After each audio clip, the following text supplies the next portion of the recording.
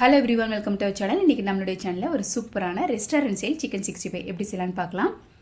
நிறைய பேர் சிக்கன் 65 செய்யும்போது மசாலா உதிர்ந்து வந்துடும், இல்லை உள்ளே கிறிஸ்பியாக இல்லாத மாதிரி இருக்கும். ஸோ அந்த மாதிரி இல்லாமல் ஒரு சூப்பரான சிக்கன் 65 பண்ணுறதுக்கு நான் 2 டிப்பு ஷேர் பண்ணியிருக்கேன். ஸோ கண்டிப்பாக வீடியோ மிஸ் பண்ணாமல் ஸ்கிப் பண்ணாமல் ஃபுல்லாக பாருங்கள். ஒரு பவுலில் 1.5 டேபிள் ஸ்பூன் அளவுக்கு தயிர் சேர்த்துக்கோங்க. 1.5 டேபிள் ஸ்பூன் அளவுக்கு இஞ்சி பூண்டு பேஸ்ட் சேர்த்துக்கலாம். இது கூட 1 table spoon Kashmiri chilli powder, 1.5 table spoon அளவுக்கு நார்மல் மிளகாய் தூள் சேர்த்துக்கோங்க. 1 டேபிள் ஸ்பூன் மல்லித்தூள் சேர்த்துக்கலாம்.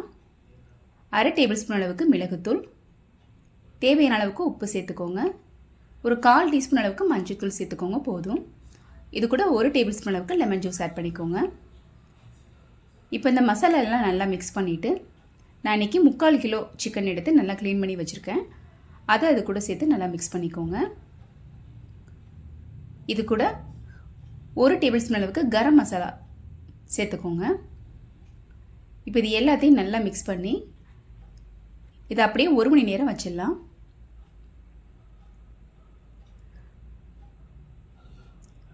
டிப் நம்பர் 1, 1 மணி நேரத்துக்கு அப்புறமா நான் 1 டேபிள் ஸ்பூன் அளவுக்கு கார்ன்ஃப்ளவர் சேர்த்துருக்கேன்.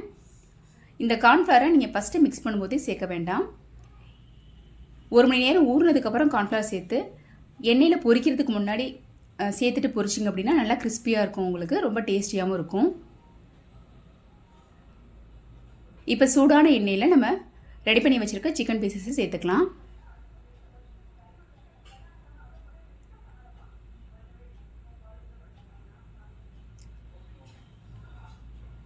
நல்லா வெந்து வரட்டும். டிப் நம்பர் 2, நம்ம சிக்கனை எண்ணெயில் சேர்த்த உடனே கரண்டி வச்சு ரொம்ப கிண்டிடக்கூடாது. இந்த மாதிரி எண்ணெயோட கொதி அடங்கினதுக்கப்புறம் தான் ஒவ்வொன்றா இந்த மாதிரி திருப்பி விடணும்.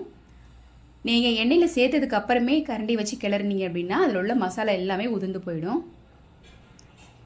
ஒரு 3 நிமிஷத்துக்கிட்ட நல்லா கொதி அடங்கினதுக்கப்புறம் ஒவ்வொன்றா இந்த மாதிரி திருப்பி வேக வச்சுக்கோங்க. இப்போ பாருங்கள், மறுபடியும் எல்லா பக்கமே நல்லா வெந்து கொதி அடங்கி வந்துருச்சு. ஸோ இப்போ நம்ம அதை எடுத்துக்கலாம். நான் இதே மாதிரி எல்லா சிக்கனையுமே இதே மாதிரி பொரிச்சு எடுத்துருக்கேன்.